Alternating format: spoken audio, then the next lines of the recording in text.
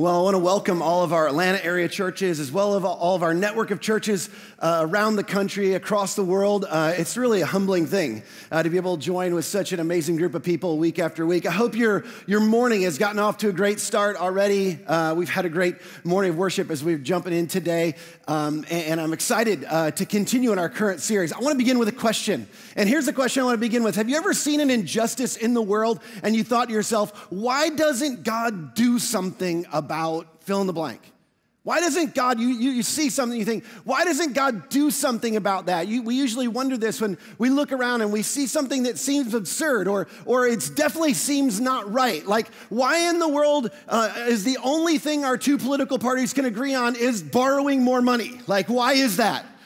Like, I mean, it's crazy. Like, we need to borrow more money so we can pay the interest on the money that we already owe. I mean, it's like, it's absurd. But I'm not just talking about things like that. I'm talking about things that like really seem wrong. Like, that's a first world problem. But like, when you look at in the world and you wonder, like, you think about God's goodness and his mercy, and you think, why would a good, merciful, just God allow natural disasters, pandemic disease, genocide, the tyranny that we see in the Ukraine, and things like of that nature. And maybe they're not just far away things. Maybe in your world, maybe somebody you know, maybe somebody you love has been a victim of injustice. And maybe they're large injustices or small injustices, but you see these things and you're like, where's God in all of that? And one of my huge ones is when I see people getting away with mistreating or abusing children. And I think most of us can agree on that one. It's like, I just wonder, I'm like, okay, God, like, where are you in this? Why would an all-powerful, all-good God, why wouldn't he do something? And our real question is, why doesn't he do something now? Like, I don't want him to wait. Like, it's like, okay, they're gonna get what's coming. I'm not okay with that. Why don't you do something? Could you intervene and do something right now? And the truth is this is the reason many people have a difficult time believing in the God of the Bible, or a lot of people walk away from, or at least reevaluate their faith, and maybe that's you.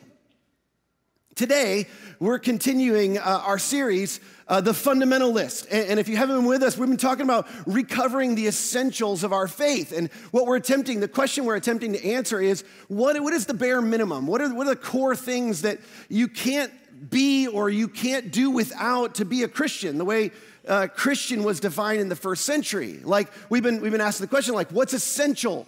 What's indispensable? What's central to what we believe if you want to be a follower, not just a believer in Jesus, but what do you have to believe in order to actually be a follower of Jesus and be considered a Christian?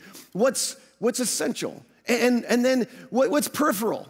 What's not central? What's sort of debatable? What are the things that are cultural? Maybe the things that are heretical? Maybe the things that are definitely not fundamental that need to be left behind, because there's a lot of people in our world right now that are deconstructing, as Andy said a couple of weeks ago.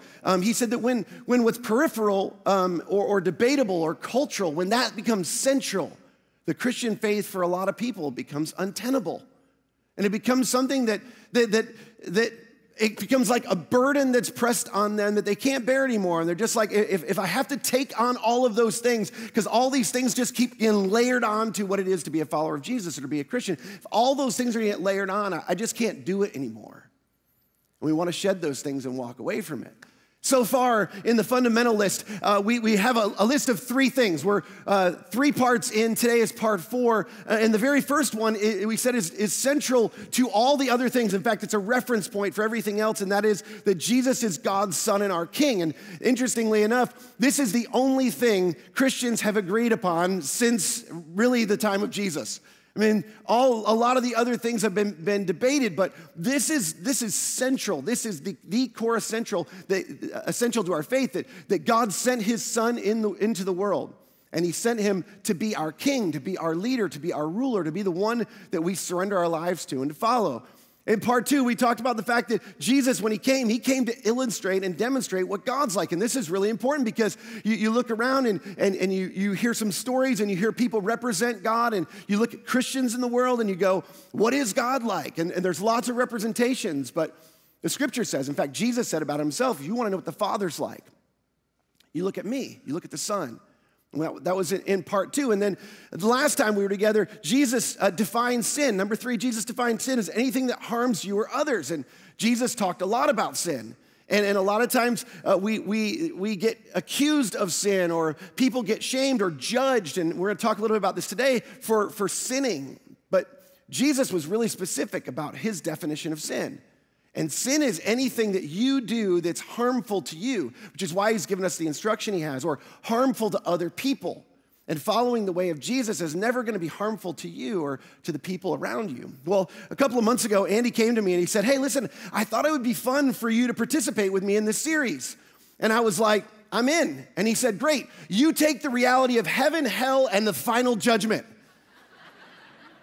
And I was like, that doesn't sound like so much fun to me anymore. Like, I don't know why you thought that was fun. Maybe that's fun for you. Doesn't sound so fun for me, but here we are. And so we're going to go for it. If you're all right with that today. If you're not, too bad. We're going for it anyway. But it's related to this question here. Why doesn't God do something about the injustice in the world, or the things that are not right in the world? And this question, it reveals something that's universal. It's a universal innate desire in all of us, the universal or innate desire for judgment and justice.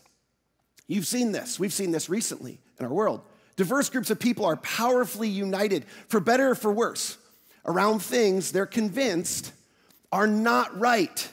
When we see things that are not right in the world, and you can rally people around this. I mean, this is one of the most powerful unifiers in our world. When you see things that are not right, it's easy to get a group of people rallied around that and against things. You've seen this. It's easier to rally people against things than it is even to rally people for things. But where does that come from? Well, why do we care? And isn't it true? And we don't think about this often, but you're an above average audience. So I want to challenge you today. When you see something that's not right, or to know something that's not right, assumes a standard of something that is right. I mean, if you know something is not right, you're simultaneously claiming to know that there's something that is right. You're claiming to know that there's some sort of ideal that this thing that you're judging is falling short of. And whether we agree or disagree on what the ideal is or where it comes from, it doesn't matter. Logical deduction says that we believe that one exists, and that's true for all of us, because we all find ourselves judging things at times. And in reality, what we're doing is we're judging something against our version or our view of what the ideal is. And the irony is, this is a popular criticism of God oftentimes. Jesus came to illustrate, as we said, and to demonstrate what God is like. And sometimes we look at the stories of the Old Testament, and it seems like what Jesus illustrates or demonstrates, it's at odds with what we see in the Old Testament, the God of the Old Testament. And the reason is because when God actually decides to do something and deliver his justice, we don't like what he does.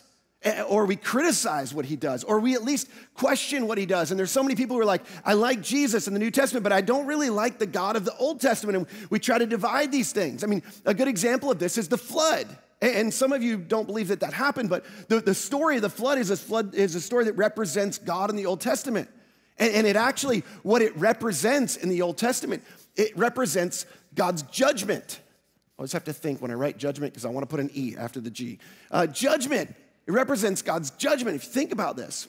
And God's judgment seems harsh. I mean, is there really only one righteous person in the world? I mean, is Noah the only guy? And is it really necessary? Was it really necessary to flood the world and rid the world of all the other people? I mean, come on.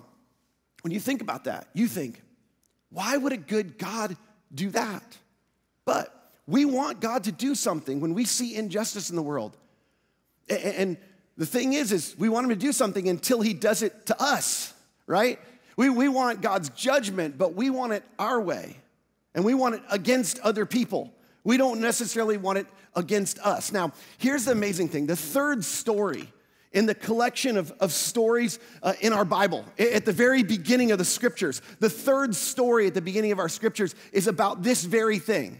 And it's the exact tension that exists when things are not right or things are not as they ought to be in the world. And so if you have a Bible, I want to jump into that story. If you don't have a Bible, I've said this a lot of times, we'd love for you to have one. Wherever you are, if you don't have a Bible, you can't afford one, we would love to give you one. We'd love to get you one. But I think the scriptures are so incredible that it's worth opening up for yourself. If you have a smartphone, the Bible app is free. And if you have one and you want to follow along, I'd love for you to do that. We will put the words up here on the screen. So really quick, context. Genesis chapter 1 and chapter 2, two accounts of creation. One is more poetic. The other gives more details of the creation story. Genesis chapter 3 is the famous story of the eating of the fruit. The serpent tempts Adam and Eve and the ideal, if you will. This is sort of the ideal in the beginning. The ideal is lost. The fall of man happens as it's described. And Adam and Eve have to leave the garden, which is this idyllic place that God had created for them. And death enters the world, and now sin's entered the world, and things are not completely right, and they leave ashamed and covering up and hiding from each other and from God. And that's just in the 3 chapters into the story. So we get to chapter 4, and we find out that Adam and Eve are starting their family, and they have 2 kids, Cain and Abel. Cain's the older one, Abel's the younger one. Genesis chapter 4. The third story in the Bible, Genesis chapter 4, begins this way. Now, Abel, he kept flocks, and Cain worked the soil. So we find out at the very beginning that Abel's a shepherd, and Cain's a farmer. And both are doing meaningful work. By the way, work is not a curse of the fall. God gave man meaningful work before. He wanted him to fill the earth and subdue it, to rule over it. And so they're both doing meaningful work by design. And Abel is a shepherd, and Cain's a farmer. And in the course of time, Cain brought some of the fruits of the soil as an offering to the Lord. And Abel, he also brought an offering, but he brought the fat portions from some of the firstborn of his flock. So they're both making sacrifices, which is sort of strange at the very beginning, but there's something innate in them that knows that they need to make a sacrifice, which again, seems like a little bit of a strange thing, but we all do this, don't we? I want you to think about this. In your life, you make sacrifices all the time. You sacrifice in terms of your time, and you sacrifice in terms of your money. And we offer our talents, and we leverage our assets towards other things. And we do this, and we try to sacrifice, and when we try to sacrifice, we try to make the right sacrifices, don't we?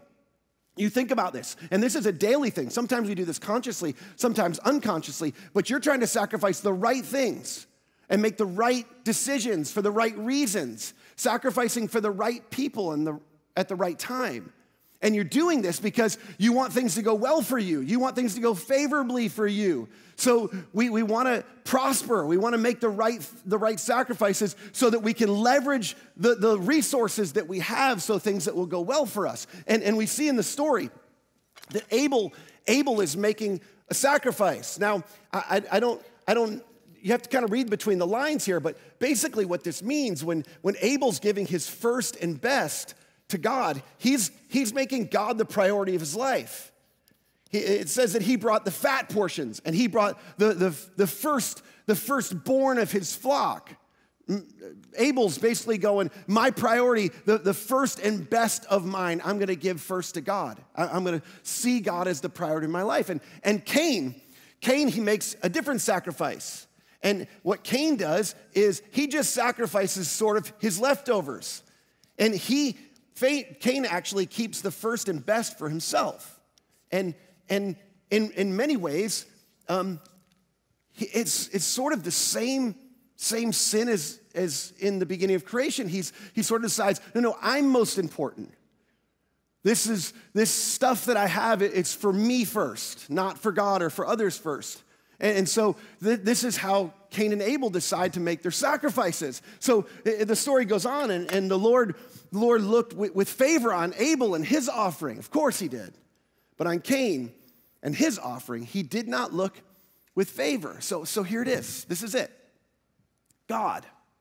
Maybe for you, if you're new to faith or new to being a Jesus follower, I want you to think about this as the ideal. If you're not ready to embrace the story in its totality and who God is, in the story, it's God, but the ideal is judging their sacrifices. And according to God's judgment, the judgment that God makes is that Abel's sacrifice is favorable.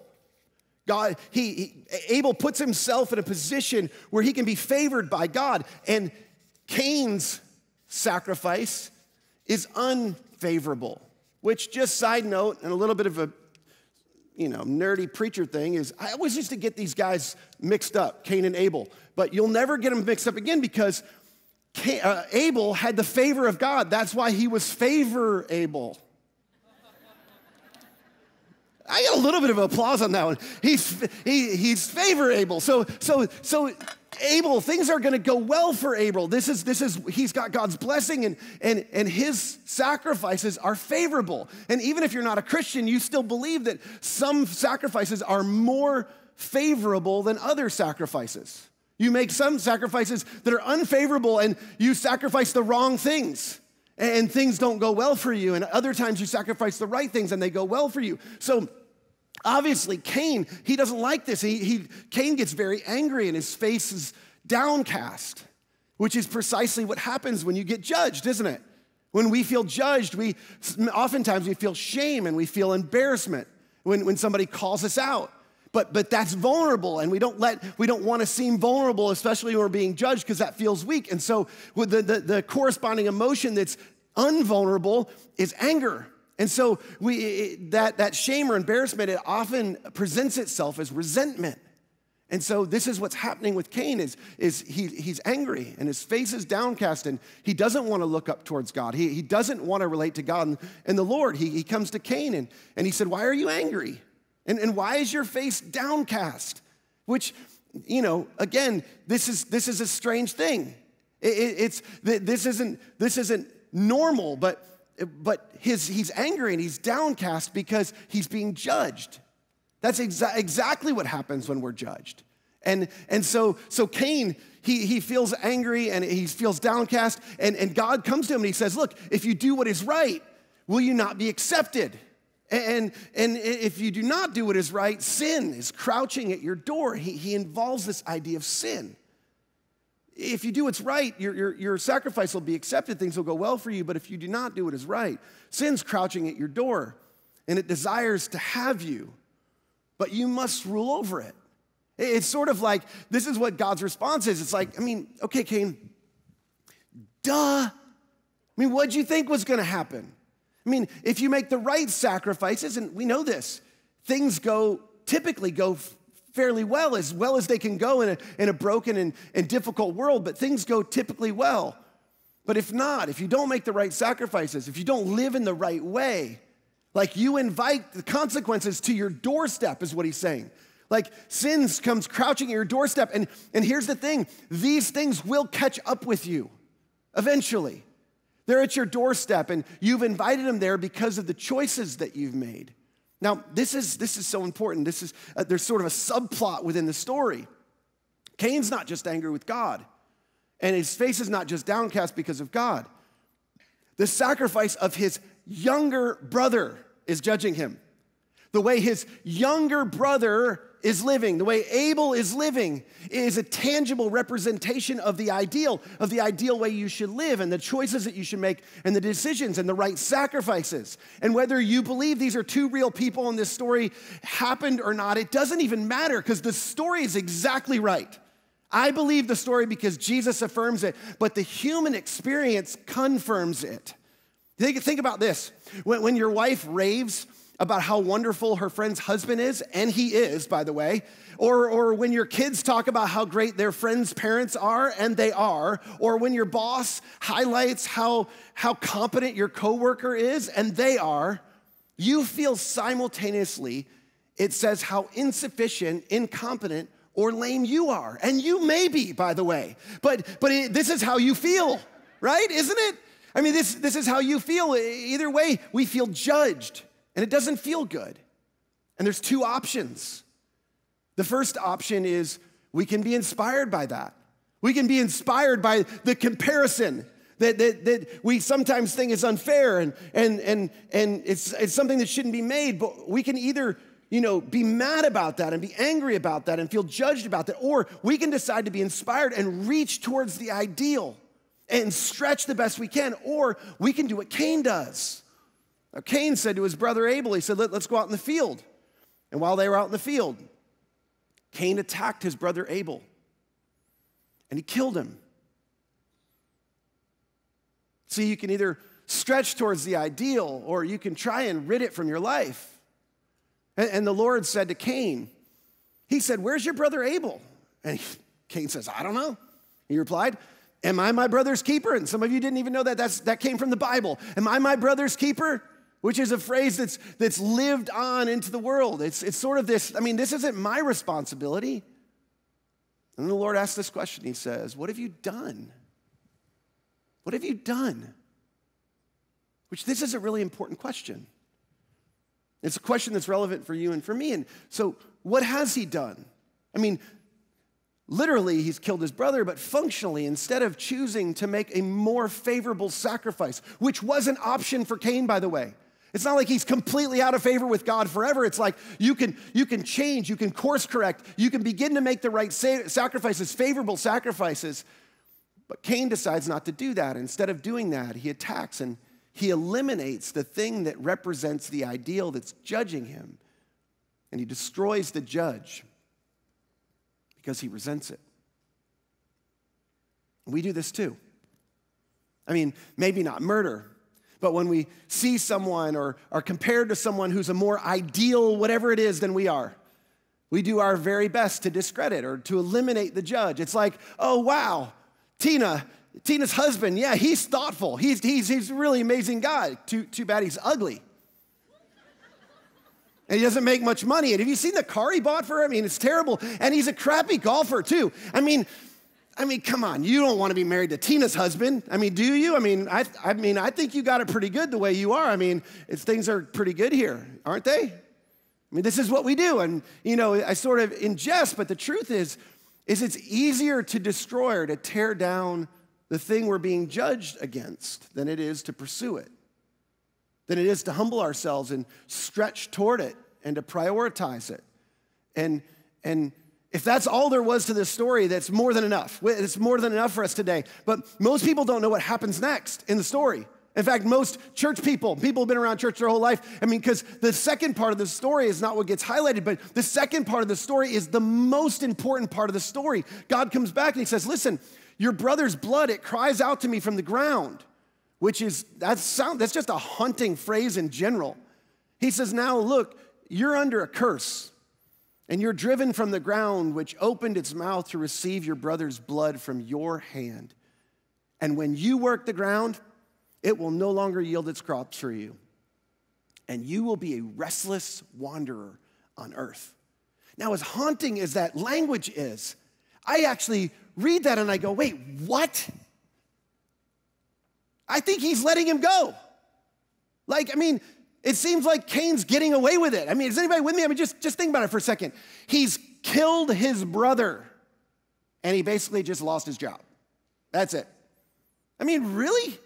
Okay, just all-powerful God. That's how you're going to deal with this situation? Is anybody with me? Maybe I'm the only crazy one. Anybody here, by show of hands, at all of our locations, wherever you are, this is important. Does anybody else think Cain deserves a harsher punishment than losing his job? Anybody with me? Raise your hands real high. Okay, I want you to look around. Raise your hand. No, keep your hands up. If people don't have their hands up, you should be suspicious of those people. Cain killed his brother, people. But look what Cain says. Cain says to the Lord, my punishment is more than I can bear, which is like what me and my brother used to say to my mom when she would deliver the discipline in our household that did not bother our backside whatsoever because we didn't want judgment from our dad. It's like, oh no, it's more than I can bear because I don't want any more, but this is really not that big a deal. It's like, that's what I would expect him to say. He goes on, he goes, today you are driving me from the land and I will be hidden from your presence and I will be a restless wanderer on the earth. And whoever finds me will kill me. Okay, maybe God's a little smarter than I thought he was. And justice will be served. But the Lord said to him, not so. Anyone who kills Cain, will suffer vengeance 7 times over by my hand. And then the Lord put a mark on Cain so that no one who found him would kill him. Now, I struggled with this for a long time. I've thought about this for a long time, and I read and I listened to a lot about this. Why would God do that? Why would God protect Cain? And the best I can tell is it's because of God's grace. Yeah, his grace for Cain, but more than that, I think even more, yes, it's extraordinary grace towards Cain, but I think even more than that, it's towards those who would want to take up the cause of Abel. It's Abel's family who would be tempted towards retribution. I want you to think about this for a minute. I mean, this is way more relevant for us. Murder or injustice, or when people are discriminated against or people are hurt, it provokes and promotes revenge, doesn't it? It causes us to want to do something to get back at or to avenge the people that we love. And Abel has a family and he has descendants. We know this. And they're going to be tempted to go after Cain. I mean, that's natural and that's normal in the broken, fallen world that we live in. But tolerance for retribution, it destroys societies. When anybody and everybody can take justice into their own hands, it destroys people and it destroys society. Playing judge and taking justice into their own hands just makes Abel's family just like Cain. And God doesn't want that for them. See, the role of a just judge is too much for any one of us to bear. That's why in our societies we have juries. And even in that, if you ask people who've been on a jury, if they've been in a really difficult trial or a murder trial or something where you're to determine somebody's future and the justice for somebody else, and you're not sure what the answers are. If you ever talk to somebody in those situations, I mean, you wrestle and you struggle and you lose sleep and you can't eat. I mean, these are difficult things. It's because we weren't designed for that. You weren't designed to be a just and a final judge of anything. And we're not good at it anyway, right? How many times have you prejudged or misjudged somebody or something unjustly? I mean, just last week, my 2 boys, we have bigs and littles. We have teenagers and we have 2 little guys, our 9 and 7-year-old. And the 9 and 7-year-old coming running in the room, and I heard them fighting in the other room. They come running in. The 7-year-old's crying. The 9-year-old's running behind him to make sure he tells the right story. And the 7-year-old comes in, the provoker, I'll call him. He comes running in, and I've seen this 1,000 times before. I know exactly what's happening. So before he even starts, I just jump in and I go, tell me, what did you do to your brother? I know you did something, you know, I just go off and I let him have it. And my 9-year-old goes, no, that's actually not what happened, Dad. I started it. And I'm like, I am not worthy to be your dad. And so I started apologizing to my 7-year-old. And the truth is we're not good at this. We're quick to judge. We judge incorrectly. We misjudge. So here's the thing. God puts an end to this right away. He despite Cain's appalling crime against his brother, no one's going to seek retribution against Cain or else. Nobody can do that. And then this is the strange part. We don't have time to look into this today, but the strange part of the way that this part of the story ends is Cain, on brand, by the way, he continues sinning, and he decides he's going to continue to act as if he's God, which again is the same sin as in the gardens, the first sin. And if God's going to avenge him 7 times, he's going to avenge his kids 7 times because he's like, this isn't going to end with me. And Abel's kids might take retribution against my kids. And so if somebody touches one of my kids, I'm going to avenge them 7 times. And my grandkids, I'm going to avenge them 77 times. And it spirals. And all the way down the line, generations later, comes Tubal-Cain, which is a descendant of Cain. And he's credited with creating weapons of war. And things are out of control and destructive in this lineage of this family. And the next story in the scriptures. Anybody know the next story in the scriptures? People get nervous when I kind of like give Bible quizzes in church, but you know, it's not a bad thing. We used to do that all the time in church. Like the preacher would wait for the answer. Like I'm kind of stalling right now, but I'm giving you a really big clue right here. Like, anybody know the next story that happens in the scriptures? Nobody. The flood. And it's by no coincidence, by the way. Think about this. This is mind-blowing to me. This is an archetype for everything that happens after the fall. Do you know this? Like just in the first few chapters of the Bible, the ideal is created in the garden. The ideal is created. You know, you remember this part. The tree in the garden, there's the ideal world that Adam and Eve are in. And then they sin against God. And they're cast out of the garden, and the ideal is lost. And things are not right in the world. Things are not going well in the world. And there's two paths. There's two options for how you can live. You know, it's not like there's only one way to live. There's two sort of separated paths for how you can live life. And you can either choose to live and make the right sacrifices and live one way that's favorable, or you can choose to live another way, and it's not favorable, and it's not going to go well for you. And in the end, there is judgment for this. I mean, this is just the first few chapters. Just really quick, and this is a side note. I try to make a case as much as I can. This thing is brilliant. Do you know what we hold in our hands? From a sociological and psychological perspective, the story, this book, just the first few chapters, is inconceivably brilliant, and we take it for granted. In just the first few chapters, you don't even have to read far. You find the meta-narrative for all of human history. How to live, how not to live. We said in week 1, Jesus came to show us that. He shows up as a rabbi. He says, follow me. I'm going to show you how to live. And we said in week 1 of the fundamentalists that Jesus is God's son and he's our king and he's the ruler and he's going to have the final judgment. He's God's final king and he gets the final say. In fact, he tells us in John chapter 5, he says, the Father judges no one, but he's given all judgment to the Son. And when we think of final judgment, I mean, this is fun to talk about. It kind of makes people nervous. But when we think of final judgment, what everybody wants to hear about is, hey, what's going to happen in the end? Like, how are people going to be judged? And who's going to actually get to show up and go to the pearly gates? And who isn't? And when is that going to happen? And how is that going to happen? And we use big church words like eschatology and rapture and like what's going to happen in the end. And I'm not making fun. Like those are all important things and key things that the Bible talks about. The problem is none of that is actually really clear as to what happens in the end. But preachers like me, oftentimes they use things like, you know, stories in the scripture, and people are like, somebody's like, things are off the rails. Wait till Andy gets back. Like, what are we talking about? But like, we use things like this to like scare people into things, to literally like scare the hell out of people and scare people into other things. And it's like, that's what we want to do. And again, Jesus promises judgment, and the details and the sequence aren't clear. And it is clear that there will be a judgment in the end, and the things of the kingdom of heaven and the things that are from the enemy, the things that are of hell will be separated.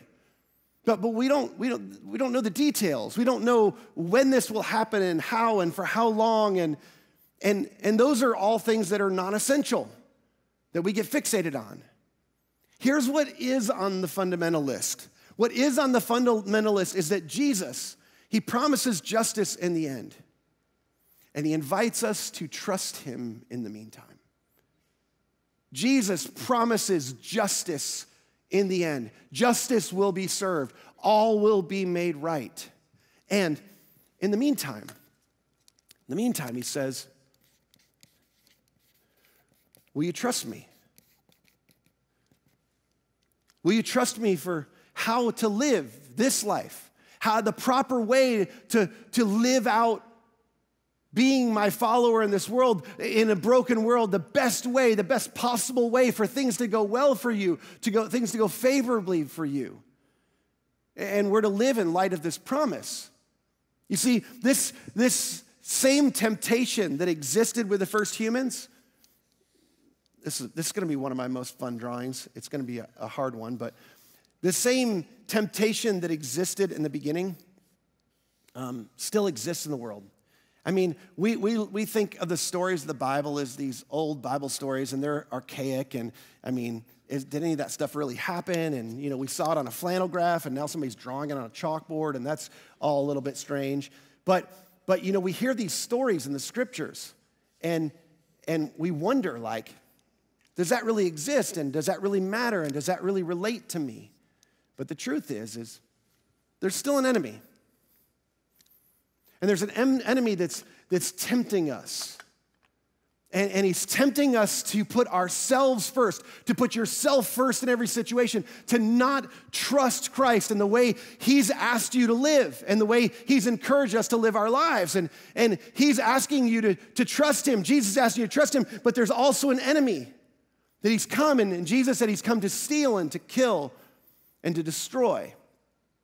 And the truth is when we trust Jesus and we choose to live our lives one way, we actually bring the favor of heaven down into our lives. And you know this. You bring good things. When you follow the way of Jesus, things go well for you, and they go well for people around you. But we also have done this. A lot of us have brought hell up into our lives by making the choices we've had, and by no other fault of anybody but ourselves. And in some cases, you've experienced the fault of other people's decisions, but many of us have experienced bringing hellish things and circumstances up into our own lives and into our relationships because the way we've lived, and you know this, and you've seen it. Some of you have experienced this. That trusting Jesus to be the final judge and bring ultimate justice is choosing to follow his way in the world.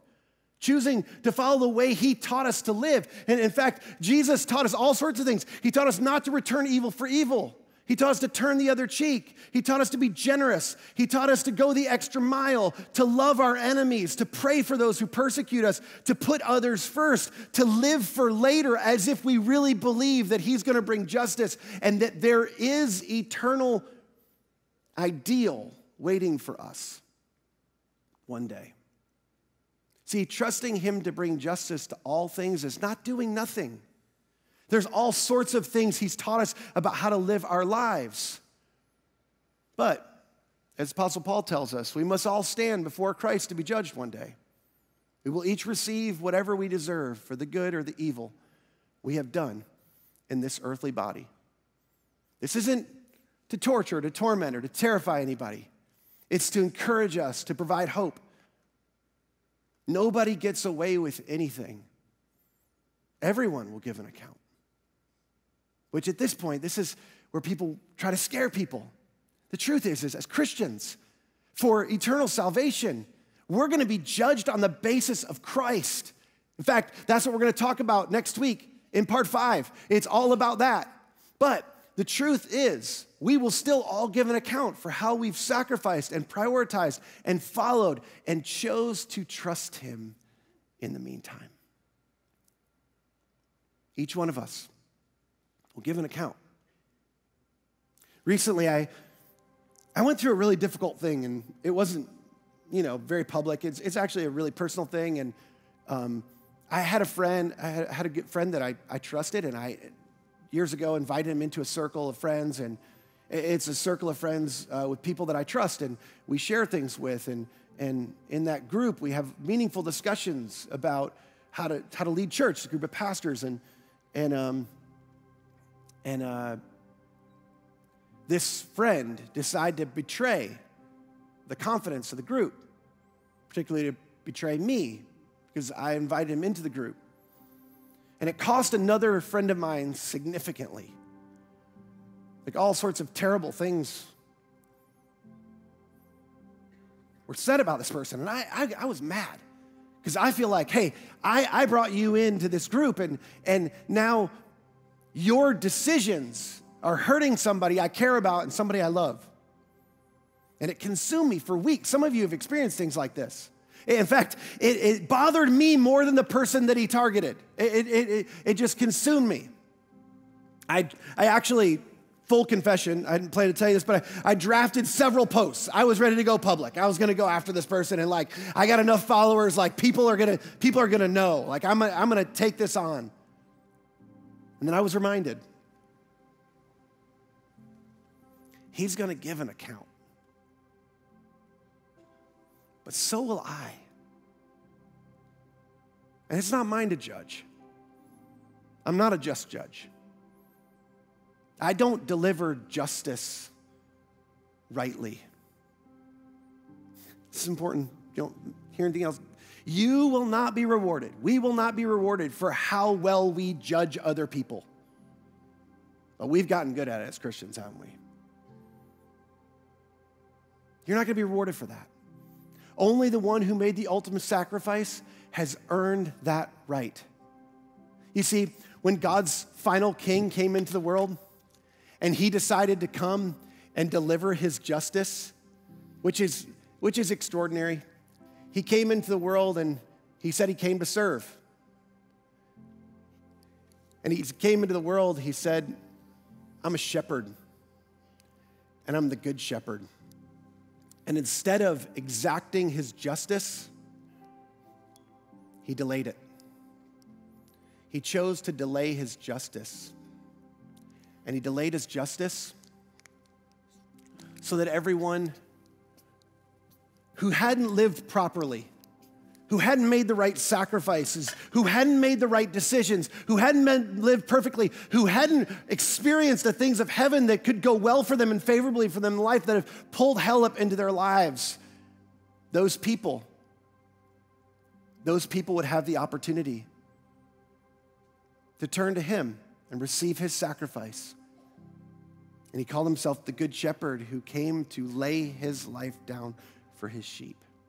And in doing so, he earned the right to be trusted.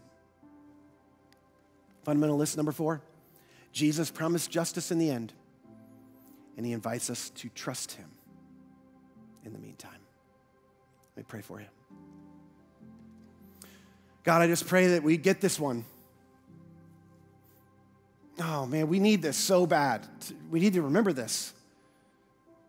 So many people in the world who've been pushed away or reevaluating or walking away from their faith because how they've been judged by people who are supposed to represent you. And Jesus, the way that you wanted us to represent you is through our sacrifice, through love, showing itself, expressing itself in the way we sacrifice for other people, the way we put people first, the way we prioritize you and your way in our lives.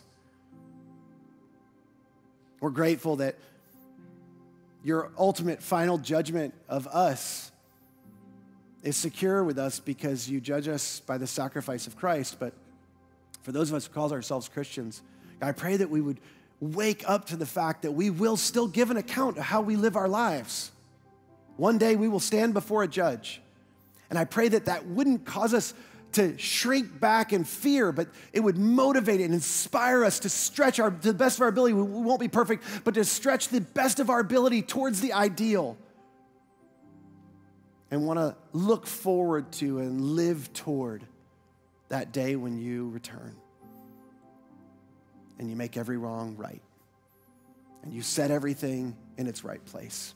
And you separate all the terrible things from the way you design things to be so we could experience life the way it ought to be. Until then, inspire us, motivate us, help us to make the right sacrifices as we follow you. And I pray it in Jesus' name. Amen.